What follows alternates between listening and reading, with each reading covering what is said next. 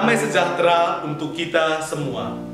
Saudara-saudari terkasih, hari ini Senin 28 Maret 2022, hari biasa pekan keempat Prapaskah.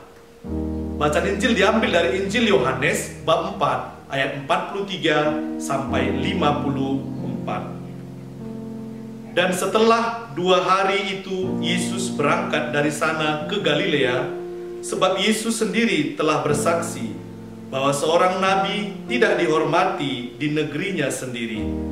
Maka setelah ia tiba di Galilea, orang-orang Galilea pun menyambut dia, karena mereka telah melihat segala sesuatu yang dikerjakannya di Yerusalem pada pesta itu, sebab mereka sendiri pun turut ke pesta itu. Maka Yesus kembali lagi ke Kana di Galilea, di mana ia membuat air menjadi anggur. Dan di Kapernaum ada seorang pegawai istana, anaknya sedang sakit. Ketika ia mendengar bahwa Yesus telah datang dari Yudea ke Galilea, pergilah ia kepadanya, lalu meminta supaya ia datang dan menyembuhkan anaknya, sebab anaknya itu hampir mati. Maka kata Yesus kepadanya, "Jika kamu tidak melihat tanda dan mukjizat, kamu tidak percaya." Pegawai istana itu berkata kepadanya, "Tuhan, datanglah sebelum anakku mati." Kata Yesus kepadanya, "Pergilah, anakmu hidup." Orang itu percaya akan perkataan yang dikatakan Yesus kepadanya, lalu pergi. Ketika ia masih di tengah jalan, hamba-hambanya telah datang kepadanya dengan kabar bahwa anaknya hidup. Ia bertanya kepada mereka pukul berapa anak itu mulai sembuh. Jawab mereka, "Kemarin siang pukul 1 demamnya hilang." Maka teringatlah ayah itu bahwa pada saat itulah Yesus berkata kepadanya, "Anakmu hidup." Lalu ia pun percaya, ia dan seluruh keluarganya. Dan itulah tanda kedua yang dibuat Yesus ketika ia pulang dari Yudea ke Galilea. Demikianlah sabda Tuhan. Sabda Tuhan menyembuhkan. Saudara-saudari terkasih, Injil hari ini menampilkan satu penyembuhan, satu mukjizat karya kebesaran Allah melalui Yesus. Penyembuhan yang terjadi tidak melalui kontak fisik atau kehadiran dari yang sakit, yang membutuhkan pertolongan di hadapan Yesus. Tidak ada sentuhan, semuanya terjadi di tempat yang berbeda. Anak dari seorang perwira yang sakit yang berada di rumahnya. Saudara-saudari terkasih, sang perwira yang memohon kepada Yesus untuk melakukan sesuatu agar anaknya sembuh dan hidup. Mari kita melihat dan memverifikasi apa yang dilakukan oleh sang perwira ini.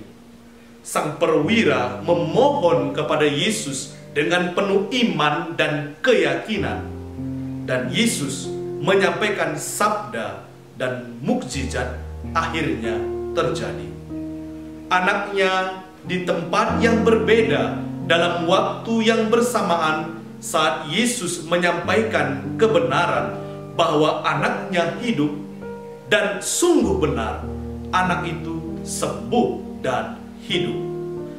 Saudara-saudari terkasih, di zaman kita ini, kita seringkali kurang menyadari rahmat dan mukjizat luar biasa yang dilakukan oleh Tuhan dalam spasi atau jarak yang berbeda. Kita kadangkala atau lebih sering menggunakan logika kita sendiri dan percaya bila segala sesuatunya itu dapat kita verifikasi dan memiliki hubungan yang jelas.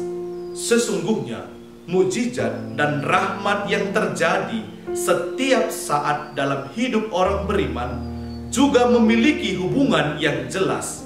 Hanya saja tidak bisa diverifikasi dengan hal-hal fisik melalui panca indrawi kita. Saudara-saudari terkasih, terjadinya mukjizat dibutuhkan senantiasa jawaban dari kita, yakni keyakinan dan iman, sebagaimana yang telah ditunjukkan seorang perwira dalam Injil hari ini. Yesus memberi jawab, "Pergilah, anakmu hidup." Lalu sang perwira percaya akan sabda yang telah Yesus katakan dan berjalan, bergerak. Sikap sang perwira mengindikasikan sukacita atas penerimaan akan sabda Yesus.